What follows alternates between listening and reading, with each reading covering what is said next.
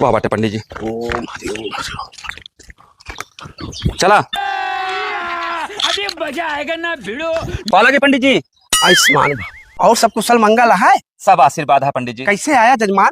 पंडित जी हमारे घर की इज्जत आप एक हाथ में है। का भा? पंडित जी नवराता मावता यही भैवक है, कोनो बिया हुआ देखता हो जाए पंडित जी। देखा ऐसा है जजमान, पहले इनके संगत सही करा।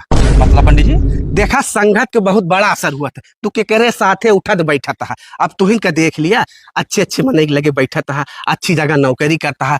तो हाँ संस्कार देखा कितना अच्छा है। और इनके छछूंदर से मुँह लेके देखा, इनके संस्कार देख लिया। इनके बैठक वही के साथे है, गंजेड़ी के साथे बैठत है, भंगेड़ी के साथे बैठत है, जहाँ ताश हुआ था वहाँ बैठा रहा। पहले इनके संघर्ष सुधारा, जब इनके संघर्ष सही हो जाए ना, अच्छा काम करे लगी है, ब्याह अपने आप हो जाए महाराज।